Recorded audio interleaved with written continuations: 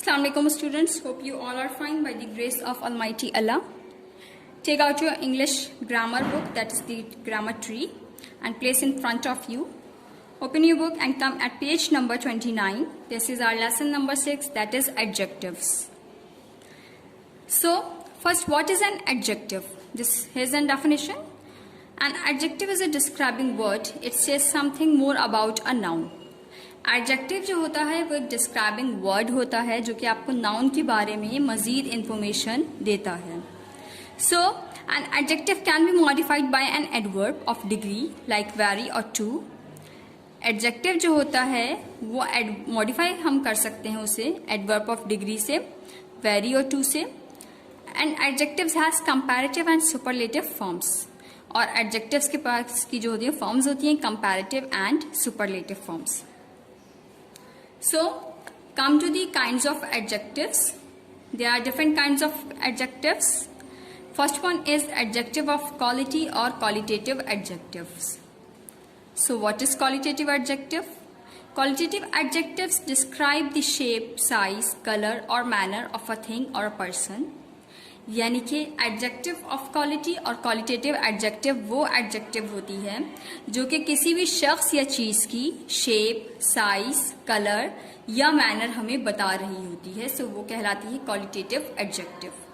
Example है आपके पास, the tall slim girl standing near the big gate is my sister. यानी कि यहाँ पर जितने भी आपके पास बोल्ड में जो लिखा हुआ है that's the qualitative adjectives. Tall, slim, big. क्योंकि यहाँ पर क्या पता चल रहा है आपको, एक शख्स के बारे में उसका साइज, शेप, कलर, मैनर, इन सब चीजों के बारे में बताया जा रहा है. सो that's called the qualitative adjective. Next one is adjectives of quantity और न्यूमेरल्स. यानी कि जहां नंबर्स की बात हो रही होती है तो वो क्वांटिटी में आ जाता है. So the adjectives of quantity or number refer to how much or how many of a thing. Example some, no, many, much, 5 and few. Example, there are 45 students in this class. So, adjectives of quantity और numbers जो हैं वो refer करते हैं how much और how many को किसी भी चीज के बारे में, जिसमें हम यूज करते हैं some, no, many, much, 5 और few. यानी कि जहां आप नंबर्स की बात करते हो, जहां आप क्वांटिटी की बात कर रहे होते हो, वो आपका कहलाता है एडजेक्टिव ऑफ क्वांटिटी. एग्जाम्पल है आपके पास, बोल्ड में आपके पास लिखा हुआ है 45. So there are 45 students in this class. Next one is demonstrative adjectives. Demonstrative adjectives are used to point at a person or a thing. Example this, these, those and that. Last chapter में हमने demonstrative pronoun पढ़ा था तो उसमें भी यही बताया जा रहा था कि जहां पर आप किसी चीज या पर्सन के बारे में पॉइंट आउट कर रहे होते हो तो वो आपका कहलाता है डेमोन्स्ट्रेटिव. अब यहाँ डेमोन्स्ट्रेटिव एडजेक्टिव है आपके पास, तो यहाँ पर भी सेम है कि जहां पर आप पॉइंट आउट कर रहे होते हो, ठीक है, किसी भी शख्स या चीज को, तो वो डेमोन्स्ट्रेटिव एडजेक्टिव कहलाता है, जिसके लिए हम यूज करते हैं दिस, दीज, दोज और दैट. एग्जाम्पल है आपके पास, these mangoes are very sweet. Bold में आपके पास जो लिखा हुआ है that is the demonstrative adjective. Next one is interrogative adjectives. Adjectives that are used for asking questions are called interrogative adjectives. Example who, whose, which and what. वो adjectives जो कि आप क्वेश्चंस करने के लिए यूज करते हो वो आपके पास interrogative adjective कहलाती है. Example है आपके पास whose book have you borrowed. So यहाँ पर जो whose है वो आपके पास interrogative adjective है. Participles as adjectives, both present participle ing and past participles ed can be used as adjectives. आपके पास जो participles हैं उसमें एक present participle है जो कि ing के साथ होता है. past participle next one that is ed. ये दोनों यूज आप कर सकते हो adjectives से, as आप इनको यूज कर सकते हो as an adjective. So present participle adjectives are active and are used to denote a particular effect. Example, I watched an interesting movie last night. Present participle adjective जो होता है वो एक्टिव होता है और वो डिनोट करता है, वो हम करते हैं इसे to denote a particular effect. Example आपके पास, I watched an interesting movie last night. First of all ये आपके पास प्रेजेंट पार्टिसिपल है because in which we have ing. So it is an So it is a present participle plus this is an active. Is it clear? यानी आपको voices में अगर याद होगा तो हमने एक्टिव एंड पैसिव वॉइस पढ़े थे, तो यहाँ पर वही यूज हो रहा है, ये एक्टिव है और ये डिनोट कर रहा है पार्टिकुलर इफेक्ट को। Second one is past participles, जो कि आपके पास ईडी है, are passive and I use to mean affected in a particular way. A tired traveller was walking down the road. अब यहाँ पर आपके पास ईडी लगा हुआ है, so it's a past participle जो कि एक पैसिव है। इट्स मीन कि ये आप यूज कर रहे हो इफेक्टेड इन अ पार्टिकुलर वे, जो कि इफेक्ट कर रहा है। A tired traveller was walking down the road. Now turn at page number 30। Proper adjectives. Proper adjectives are formed from proper nouns, especially from names of places, continents, countries, states and cities, and persons. Example, Chinese, Victorian, Tibetan, Pakistani, etc.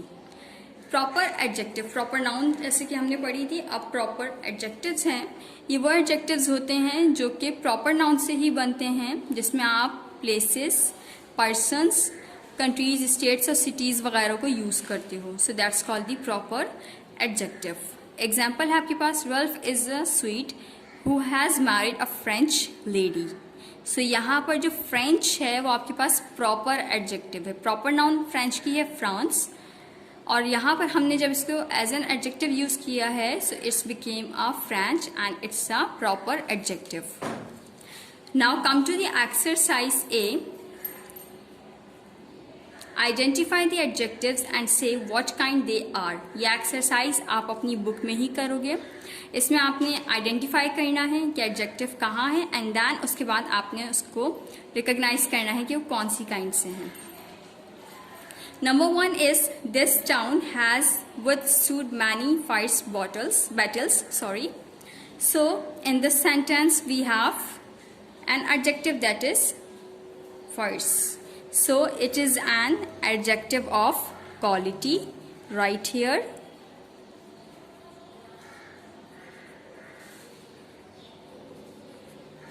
Second one is I write every day in my little red personal diary.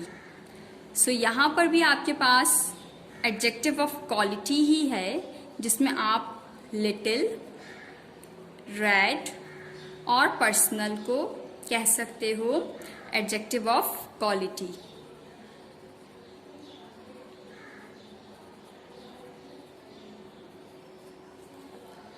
Third one is the British rule of the Indian subcontinent ended in 1947, in which we have British and Indian. So what are they? They are proper adjectives. Right here, proper adjectives. Next one is which dress would you like to buy, this one or that. So यहाँ पर आपके पास जो है interrogative adjective है, that is which. Underline it and write here interrogative adjective, और plus students आपके पास यहाँ पर this और that भी है, जो कि क्या है demonstrative adjective. So right here demonstrative adjective. Last, it was a glorious day with a clear blue sky. So यहाँ पर आपके पास again adjective of quality है, जिसमें है आपके पास glorious, clear, blue. So these are all the adjective of quality right here. Exercise ए आपकी complete हो गई है, जिसको आपने अपनी बुक में ही करना था। नेक्स्ट है आपके पास फॉर्मिंग एडजेक्टिव्स। एडजेक्टिव्स को आप किस तरह फॉर्म कर सकते हो।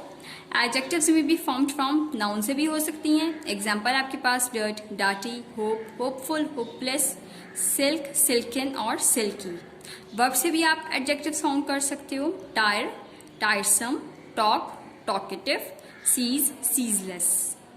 इसके बाद अलावा आपके पास दूसरी एडजेक्टिव्स भी होती हैं, whole, wholesome, white, whitish, sick, sickly. Now students, Come at exercise B, fill in the blanks with the adjectives formed from the words in brackets. यहाँ पर आपके पास कुछ वर्ड्स गिवन है जिसमें से आपने इनकी एडजेक्टिव्स फॉर्म को बनाना है और इन ब्लैंक्स में फिल करना है. So put a pencil in your hand. First आप इस एक्सरसाइज को अपनी बुक में सॉल्व करोगे along with me, and then आप अपनी इस एक्सरसाइज को अपनी एक्सरसाइज नोटबुक में फेयर कर लोगे. सो sentence number 1 is Atif is a dash boy. आपके पास ब्रैकेट में लिखा हुआ है mischief.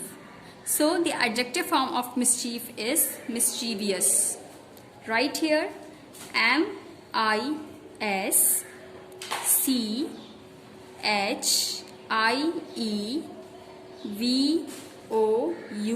MISCHIEVOUS. Atif is a mischievous boy. Second one is her dash behavior won her no friends. Outrage. आपके पास ब्रैकेट में जिसकी आप एडजेक्टिव फॉर्म लिखोगे दैट इज आउटरेजियस. आउट लिखकर पूरा आउटरेज आप लिखोगे और इसके साथ OUS लिख दोगे. Is it clear? So her outrageous behavior won her no friends. Number 3 is the dishonest man's money and his dash property was seized by the authorities. आपके पास ब्रैकेट में है मूव जिसकी आपने एडजेक्टिव फॉर्म लिखनी है and the adjective form of move is movable. Move लिखोगे आप पहले और इसके साथ एबल लिख दोगे ABLE. So it's become movable. Come to the sentence number 4. I am dash of no one. Bracket में आपके पास लिखा हुआ है एनवी. सो इसको आप कर दोगे इनवियस ENVIOUS.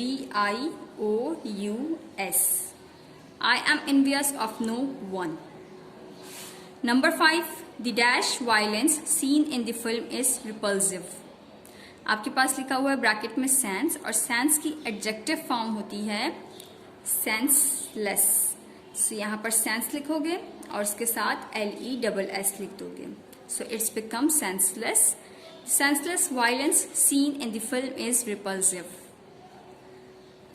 Next one is Snoopy is the most dash dog I have seen. Middle आपके पास लिखा हुआ है. So इसके साथ आप लिख दोगे some. Middle SOME some. Next one is it is not a dash crime. Pardon. Bracket में आपके पास लिखा हुआ है when we change into adjective forms it's become pardonable. pardon लिखोगे आप, इसके साथ आप ABLE लिख लोगे. so it's become pardonable. 8.1 dark dash clouds gathered in the sky.